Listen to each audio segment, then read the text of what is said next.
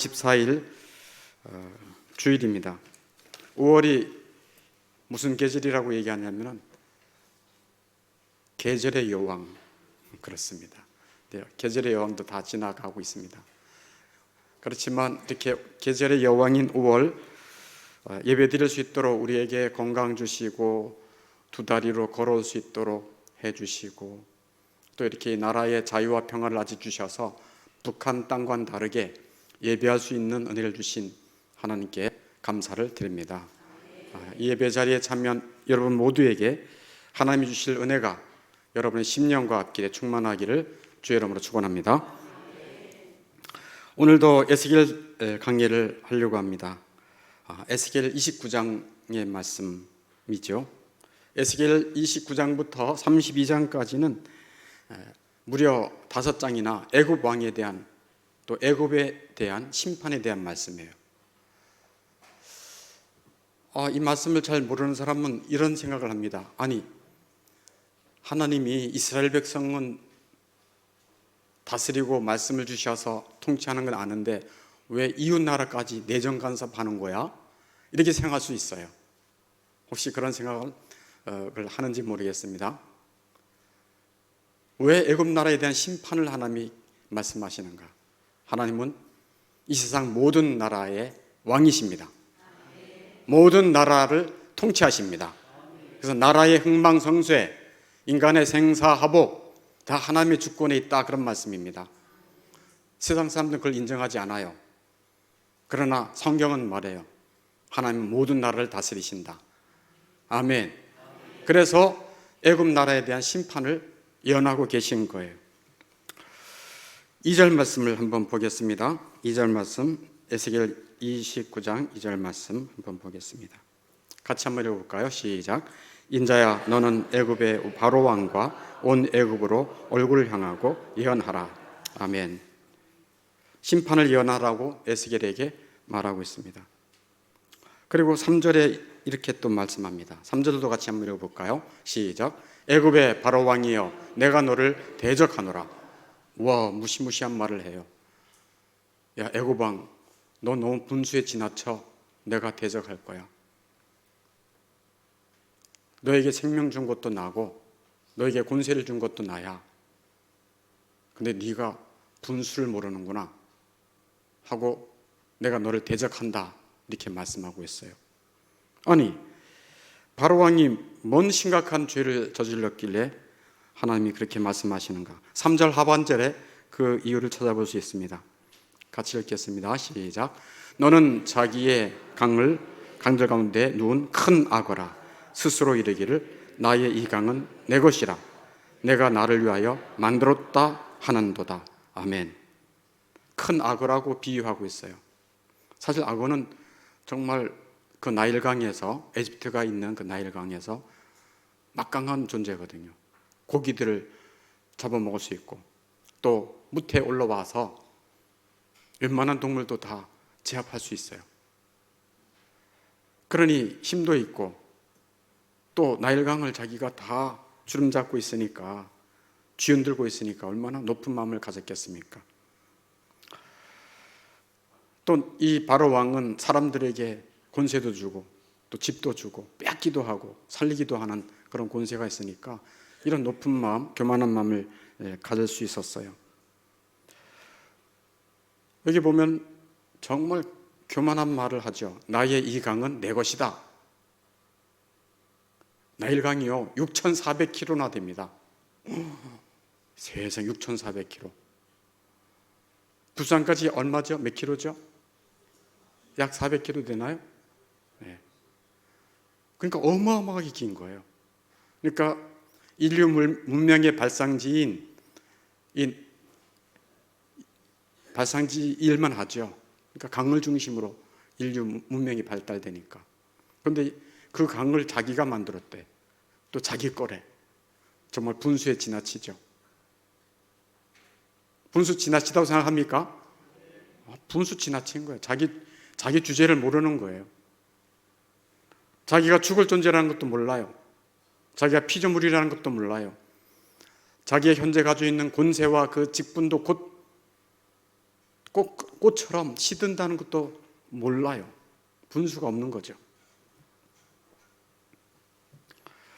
이 세상 사람들을 대부분은 사실 분수에 지나칩니다. 자기의 목숨을 자기 것이라 생각해요. 그래서 노래도 기가 막히게 노래를 해요. 내 인생은 나의 것. 내가 원하는 대로 살고 싶어. 내 인권이야.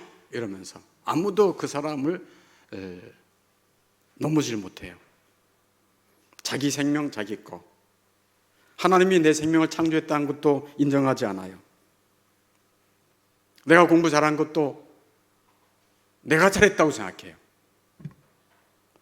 IQ 높게 공부 잘할 수 있도록 그 머리를 주시는 것도 하나님이신데, 자기 공부 잘해서 좀 좋은 대학 들어가면 아주 기고만장해요. 분수를 모르는 사람이 이 세상에 가득해요. 하나님이 주신 것인데 다 하나님이 주셨습니다. 저는 그 동물의 왕국이라든지 이런 거 볼 때 기억나는 게 있어요. 그 뭐냐면 새 새끼를 이렇게 낳으면 조그만한데 눈도 완전 감겹어요. 그냥 입만 벌려. 자기 머리보다 입이 더 커. 엄마 새가 오면 그냥 눈도 못 뜨고. 생명, 조그만한 생명, 새빨간 생명. 사실 우리도 그랬거든요. 딱 태어나니까 눈도 제대로 못 뜨고 아무것도 못 하잖아요. 근데 그 생명이 하나님께서 부모님에게 그 생명을 보살필 수 있는 본성을 넣어주시고, 그래서 먹이고 또 보호하고 또 자라면서 얼마나 많은 사람들의 은혜를 입었습니까? 선생님에게 은혜 있고, 가족들에게 은혜 있고, 이웃들에게, 친척들에게 말할 수 없는 많은 사람들의 도움을 받아서 그 생명을 하나님이 오늘까지 우리로 하여금 있게 하신 것입니다. 이 보살펴 주신 은혜가 대단한 거예요. 내가 나를 지킬 수 있는 게 아닙니다. 진짜 너무 비극적인 일. 벌초할 때가 다가왔습니까 지금? 아직 안다고요? 언젠가요? 한식이 언젠가요? 네? 그렇구나. 그러면 딱 맞네. 그 한식 그때 벌초를 다녀오다가, 여러분 보셨죠? 벌초를 다녀오다가 네 명이서 부부 두 커플인데 벌초를 다녀오다가 큰 차가 박았는데 전소돼 가지고 네 명이 동시에 다 죽었어요. 와, 어떻게 그런 일이. 그러니까 우리가 지금까지 이렇게 살고 기동하고 있다는 것 자체가 이 기적입니다. 하나님의 은혜입니다. 보살펴 주신 은혜가 있고요. 또 무슨 은혜인가? 다 주신 거예요. 내가 노래를 잘하는 것도 하나님의 주신 은사입니다. 잘생긴 것도 자기가 자기를 그렇게 만들었나? 하나님이 이렇게 만들어 주신 거예요. 똑똑한 것도, 탤런트가 있는 것도, 그림의 솜씨가 있는 것도, 물질이 많이 생긴 것도 하나님의 은혜입니다. 다양한 재주를 주신 것도 하나님의 은혜입니다. 그런데 사람들은 그것을 자기 거라 생각해요. 이건 분수가 없는 것입니다. 내 것이다. 그리고 자기가 이런 저런 탤런트를 가지고 있으면 그걸 가지고 또 자기 인정받으려고 그래요. 칭찬받으려고 그래요. 하나님께 영광 올리진 않아요. 자기 잘난 맛에 사는 거예요. 교회 안에서도 그럴 수 있어요. 하나님이 다양한 은사를 주시고 여러 가지 하나님 주신 게 있는데 자기 이름을 드러내고 싶어 해요. 이게 아주 그냥 교묘하게 나타나요. 나를 인정해 주지 않나. 내가 이렇게 잘하는데 왜 칭찬 안 해주나. 하나님께 영광을 올려드려야 되는데 자기가 영광을 받으려고 그래요. 제가 아침 기도회 때 그런 얘기를 했습니다. 여러분, 우리 권사님들, 구역장들, 사람들이 여러분을 칭찬하거나 잘하십니다 라고 말하면 어떻게 하라고 말했습니까? 토스 하라고 얘기했어요. 토스가 뭐죠? 배구할 때 공이 오면은 이거 두 손으로 톡 해서 다른 사람에게 토스해 주는 거예요. 다른 사람 보고 스파이크를 하든지 또 다른 사람에게 기회를 주는 거예요. 토스하는 거예요. 교회 안에서 누군가 나를 칭찬해 주고 아유 너무 잘했어요. 아유, 너무 귀해요. 아유 이렇게 섬겨주시니 너무 감사해요. 어떻게 그럴 수 있어요? 그러면 우쭐하지 말고 큰일 났다. 내가 이 땅에서 칭찬받으면 하늘 날아가면 아무것도 못 받아. 그리고서 아유 감사해요 라고 받고 그 칭찬과 격려를 어떻게 하라? 토스해서 누구께 올려드려라? 하나님께 올려드리라는 거예요. 그래서 너희가 세상에서 칭찬받으면 하나님 앞에 와서 칭찬받을 게 없다라고 말하기 때문에 우리가 예수를 믿으면서도 조심해야 된다, 그런 말씀이에요. 성경은 다 하나님이 주신 거다, 다 하나님이 허락하신 거다라는 말씀이 너무 많아요. 그 중에 몇 가지만 찾아왔어요. 시편 24편 1절 말씀 같이 한번 읽어보겠습니다. 우리 예쁜 어린이들은 뭐가 들어가는지. 자, 땅과 거기에, 같이 읽겠어요. 시작. 땅과 거기에 충만한 것과 세계와 그 가운데 사는 자들은 다 누구 것? 여호와의 것이다. 하나님의 것, 하나님이 소유자예요.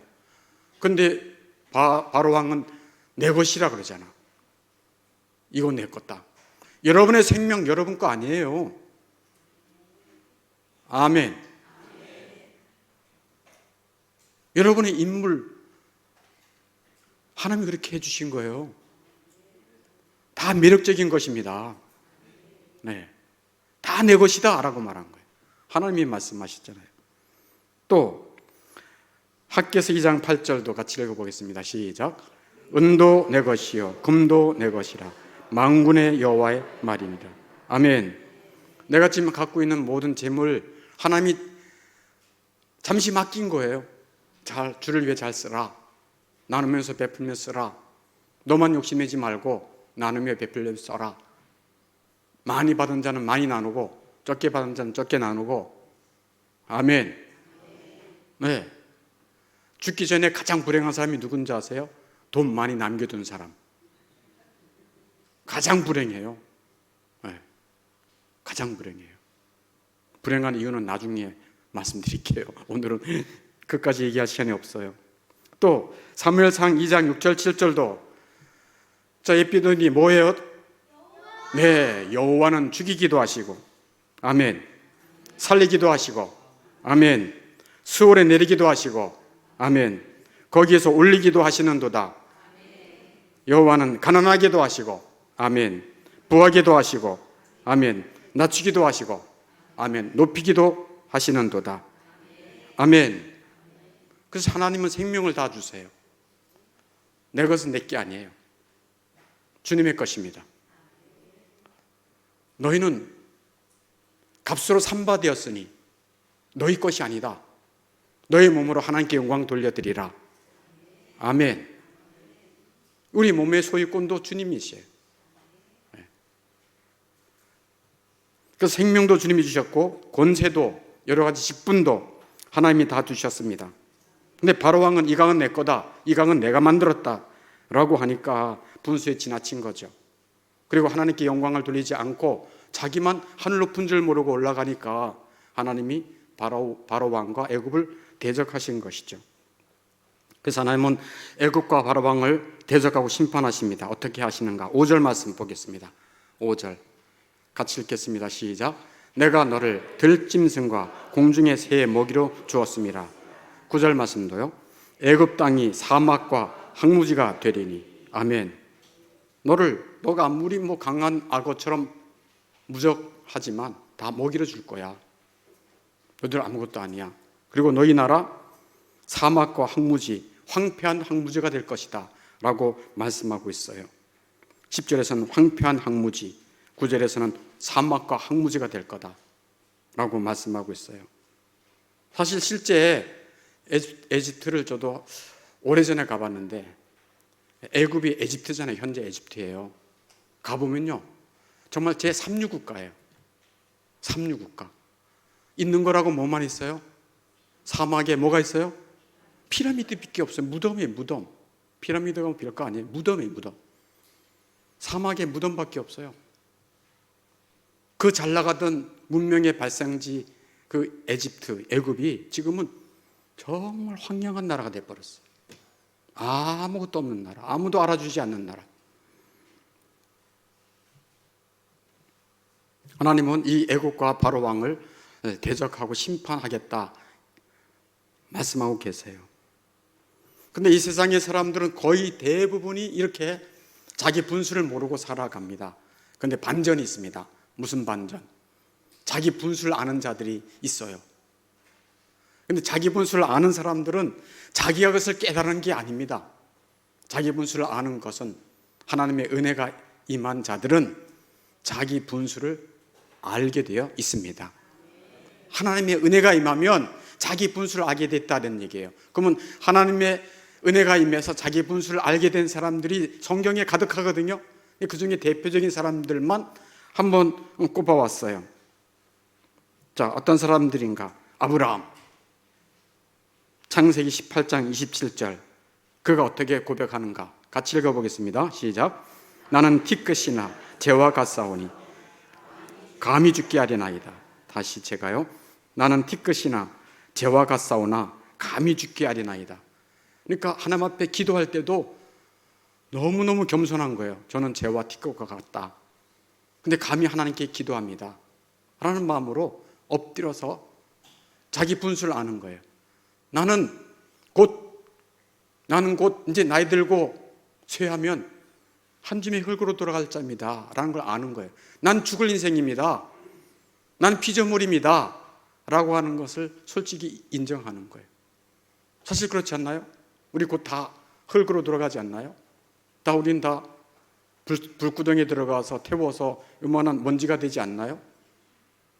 우리 다 그런 존재예요. 그런 존재라는 것을 누가 인정할 수 있는가? 아브라함처럼 하나님의 은혜를 받으면 인정하는 것입니다. 그러나 이 은혜를 받지 못하면 자기 분수를 몰라요. 아브라함은 자기 분수를 알았어요. 또 다윗 살펴봅시다. 다윗은 뭐라고 고백하는가? 시편 51편 3절에 시작. 내 죄가 항상 내 앞에 있나이다. 아멘. 내가 어미 태에서부터 태어나 보니까 죄인입니다. 저는 발끝부터 머리끝까지 다 죄덩어리입니다. 살아온 것이 다 죄입니다. 고백하는 거예요. 누가? 다윗이. 또 바울, 성경을 신약의 절반 이상을 쓴 바울은 뭐라고 고백하나요? 디모데전서 1장 15절에 같이 읽습니다. 시작. 죄인 중에 내가 괴순이라. 아멘. 이 하나님의 은혜를 알면 자기를 알게 돼 있어요. 그렇죠? 거룩한 하나님 앞에 자기 자신이 서면 자기가 정말 아무것도 아닌 피조물, 죄인이라는 걸 알게 되는데, 죄인 중에서도 뭐라고 얘기하고 있습니까? 죄인 중에 우두머리라는 얘기예요. 나는 우리 집안에서 내가 가장 큰 죄인입니다 라고 고백하면 은혜 입은 자예요. 우리 집안에서 저 사람만 없으면 그러면 아직 멀었어요. 내가 가장 큰 죄인이다 라고 인정하면 은혜 받은 자입니다. 부부 사이에서도 내가 더 커, 아니야 내가 더 커, 아니야 내가 더 큰 죄인이야 하고 싸워야 돼. 근데 그렇게 안 싸우잖아. 내가 잘났다 그러잖아. 당신이 틀렸다. 아이고 정말 지나가는 사람한테 물어봐 그러잖아. 왜 지나가는 사람에게 물어봐? 하나님이 우리에게 지각을 주셨는데. 정말 하나님의 은혜를 받으면 뭐 가지고 싸운다? 내가 더 큰 죄인이야. 아니야 내가 더 큰, 아니야 내가 더 커, 내가 더 많이 줬어, 아이고 내가 더 오래 살았으니까 더 많이 죄를 줬어 하고 얘기하면 은혜를 입은 것입니다. 이게 그런 얘기예요. 또 누가 있습니까? 베드로가 있죠. 베드로. 누가복음 5장 8절에 이렇게 고백합니다. 같이 읽겠습니다. 시작. 주여 나를 떠나소서. 나는 죄인이로소이다. 아멘. 예수님을 만난 베드로, 수제자 베드로는 주여 나를 떠나소서. 주님, 나는 죄인입니다 하고 고백하고 있어요. 그러니까 은혜를 입은 자는 겸손해져요. 은혜를 입은 자는 특징이 겸손이에요. 그리고 자기가 피조물이라는 것을 인정해요. 그리고 난 죽을 존재라는 것을 알아요. 그 자기 분수를 안다 그런 얘기예요. 그리고 나는 용서받아야 할 자고, 나는 구원받아야 될 자고, 나는 예수님이 필요합니다 라는 것을 고백할 수밖에 없어요. 그게 은혜 받은 자의 특징인 것입니다.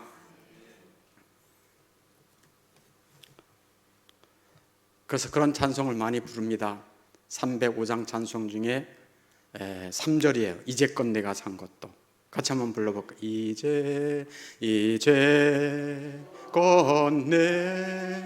내가 산 것도 주님의 은혜라. 또 나를 장차보 향해 인도해 주시리. 아멘. 우린 이 세상 다 이별할 사람들이에요. 다 이별해야 돼요. 이별의 땅이에요.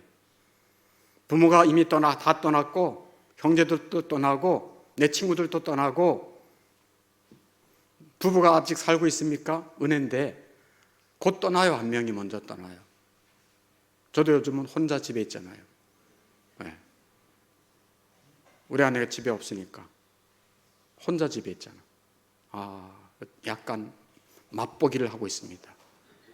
맛보기. 네.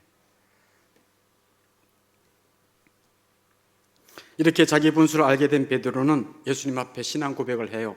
어떻게? 마태복음 16장 16절에 주는 그리스도시요, 주라고 고백하고, 예수님을 주라고 고백하고, 주는 그리스도시요, 예수는 그리스도라고 고백하고, 주는 그리스도시요 살아계신 하나님의 아들이십니다. 주님은 내 눈에 보이시지만 당신은 하나님이십니다. 나를 구원하시기 위해 성령의 능력으로 성육신해서 이 땅에 오신 하나님이십니다 하고 고백해요, 베드로가. 그래서 이런 신앙 고백을 해요. 그랬더니 예수님이 베드로에게 뭐라고 말씀합니까? 바요나 시몬아, 네가 복이 있다. 너가 이런 신앙 고백을 하는 거 보니 넌 이제 복 받은 자야. 네가 복이 있도다. 이것을 너에게 알게 한 이는 혈육이 아니요 사람이 아니야. 하늘에 계신 내 아버지시니라. 하나님의 은혜로 너가 이런 신앙 고백을 하는구나. 너 너무 복 있네. 그래서 사도 베드로는 자기 분수를 아는 거예요. 자기의 분수를 아는 자들은 하나님의 은혜를 입은 자입니다. 하나님의 은혜를 아는 자들은 하늘나라를 소망하고 구원받은 것을 가장 큰 복으로 여기면서 이제 하나님의 영광을 위해서 살아가는 자들입니다. 애굽 왕 바로처럼 이건 내 거야, 내가 만들었어 하고 잘난 척하지 않고 자기 존재의 분수를 알고 영원히 나를 통해 영광 받으실 분은 하나님이신 걸 알고 하나님의 영광을 위해 살아가는 자가 되는 것입니다. 어떻게 하나님의 영광을 돌리며 살아갈 수 있는가? 간단하게 두 가지만 말씀드리면, 뭐를 통해 하나님께 영광을 올려드릴 수 있을 것 같습니까? 우리 예삐더니리가 얘기해 보아요. 뭐를 통해? 네. 약간 신경질적인 걸로 들리는데, 예배 그러지만 예배 이렇게. 네. 예배를 통해 하나님께 영광을 드립니다. 아멘. 하나님은 예배 받으시기 합당하십니다. 시편 내용을 보면 다 하나님께 찬양 드립니다. 하나님께 예배합니다. 영원토록 하나님을 경배합니다 하고 예배하고 있어요. 예배. 우리는 예배자입니다. 예배 드리는 것을 기뻐합니다. 오늘 우리가 10계명도 1, 2, 3계명 다 했는데 1계명이 무슨 내용인 줄 아세요? 1계명이 예배에 관련돼서 예배의 대상이 누구냐라고 하는 거예요. 여러분 예배 시티에 나와 있죠? 예배 시티에. 그죠? 예배 시티에 제1계명 예배의 대상이 누구냐는 얘기예요. 너는 나 외에는 다른 신들을 내게 두지 말라는 얘기는 오직 다른 신은 없고 하나님에게만 예배하라는 것입니다. 제2계명은 뭐예요? 너를 위하여 새긴 우상을 만들지 말고 그것을 절하지 말고 그것을 섬기지 말라라고 말하잖아요. 이건 예배 방식이에요. 그러니까 예배 드릴 때 다른 이상한 우상들이나 이상한 것들을 만들지 말라라는 얘기예요. 제3계명은 뭐죠? 너는 내 하나님의 이름을 망령되게 부르지 말라라고 말하죠. 이건 예배하는 자세예요. 하나님의 이름을 높이라는 얘기예요. 마음의 자세로. 어떤 마음의 자세? 우리는 툭 하면 자기를 높이려고 그래요. 바벨탑 사건처럼 자기의 이름을 내서 세상에 알리자. 교회에서도 알리자. 세상에서도 알리자. 이 자기 이름을 알리려고 그래. 위대하고 거룩하여 영원히 알려져야 할 이름은 여호와 하나님이십니다. 그걸 제3계명에서 말하고 있는 거예요. 하나님께 영광을 올려드리는 예배 자세, 어떤 마음으로? 무한한 경외심과 무한한 공경심으로 하나님을 예배하는 것입니다. 이게 제3계명의 핵심이에요. 그리고 또 뭐를 통해서 하나님께 영광을 올린? 첫 번째는 예배를 통해 하나님께 영광을 올려드린다. 두 번째는 예비노린이 뭐요? 네, 선행. 선행. 봐요, 우리 어린이들은 한마디 했으니까 금방 선행! 이렇게 하다가 선행 그러잖아요. 얼마나 지혜로워요. 어린아이 같아야 천국 들어갑니다. 네. 선행을 통해 하나님께 영광 돌려드리는 거예요. 우리 하나님의 은혜를 입은 자들은 본질 자체가 선한 일을 위해서 부름받은 것입니다. 성경 어디 있죠? 에베소 2장 10절에 있죠. 한번 띄워보세요. 에베소 2장 10절 말씀 같이 한번 읽어보겠습니다. 시작. 우리는 그가 만드신 바라 그리스도 예수 안에서 선한 일을 위해 지으심을 받은 자예요. 아멘. 우리는 새로 만들어졌어요. 뉴 크리에이션, 새로운 피조물이야. 예수를 믿으면 새롭게 태어납니다. 이전엔 나를 위해 살았고 내 영광을 위해 살았고 내 욕심을 따라 살았지만 이제는 새롭게 만든 자야. 뭐를 위해 사는 거예요? 선한 일을 위해서. 그리스도 예수 안에서 선한 일을 위하여 지으심을 받은 자니. 할렐루야. 마태복음 5장 16절도 이런 말씀합니다. 같이 읽겠습니다. 시작. 이같이 너희 빛이 사람 앞에 비치게 하여 그들로 너희 착한 행실을 보고 하늘에 계신 너희 아버지께 뭐를 돌리게 하라? 영광을 돌리게 하라. 착한 행실, 선행을 통해서 하나님께 영광을 돌리라는 것입니다. 가장 중요한 착한 행실이 뭡니까? 사람을 존중히 여기는 거예요. 그걸 다른 말로 사랑한다는 얘기지만 사람을 존중히 여기는 거예요. 회사에서도 나를 까다롭게 구는 직장 상사에게도 까다롭게 굴지만 존중히 여겨주는 거예요. 그럴 때 하나님이 영광 받으십니다. 또 믿지 않는 내 가족, 또 배우자나 자녀들을 생각하면서 그들이 예수님 믿기를 간절히 바라는 마음으로 그들에게 존중하고 사랑하고 주께로 인도할 때 하나님이 영광 받으십니다. 그런 게 다 선행의 일이에요. 그러면 선행이 성경적으로는 어떤 게 선행일까? 왜냐하면 세상 사람들 중에 선행도 많이 하고 기부도 많이 하고 장학금도 주고 뭐 쾌척 얼마를 했다 이런 것도 보면 오우야 대단하다, 나는 그런 것도 하지도 못하는데 이렇게 생각하는 사람들도 있죠. 근데 선행이 뭔가를 하이델베르그 요리문답 제91문에서는 선행이란 무엇입니까? 라고 질문하고 이렇게 정의를 내리고 있어요. 성경을 근거로 이렇게 정의를 내리고 있어요. 같이 한번 읽어보겠습니다. 시작. 참된 믿음으로 율법을 따라서 그리고 하나님의 영광을 위하여 행한 것만을 선행이라고 한다. 아멘. 이게 선행이에요.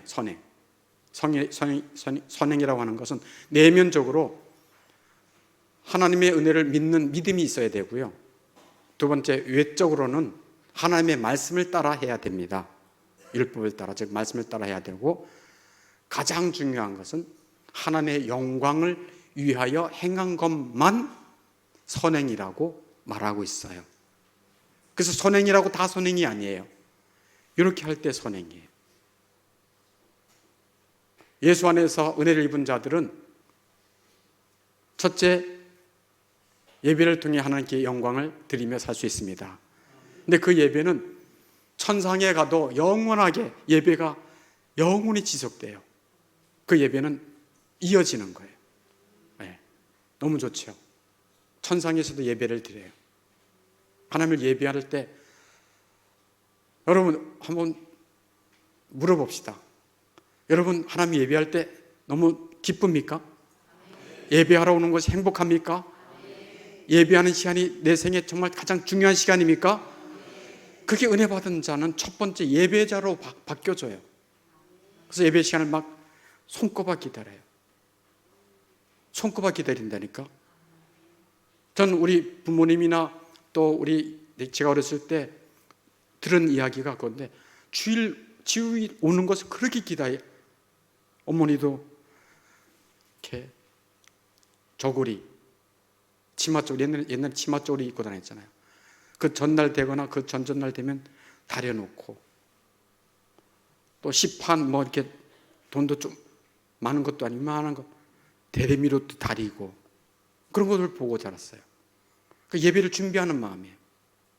얼마나 예배가 행복하고 기쁘고 복되면 그랬을까, 그런 생각을 해요. 어찌하든 이 세상에 많은 사람들은 애굽왕처럼 분수를 모르는 자들이지만, 분수를 아는 자들은 하나님의 은혜를 입은 자들입니다. 네. 그 자들이 하나님께 영광을 돌려드리는데, 첫째는 뭐를 통해 영광을 올려드립니까? 예배를 통해. 두 번째는 뭐를 통해서? 선행을 통해서. 네. 이러한 복되고 아름다운 삶으로 우리를 불러주셨으니, 그러한 삶으로 하나님께 영광 드릴 수 있기를 주의 이름으로 축원합니다. 네. 나는 예배자입니다. 함께 찬양하겠습니다.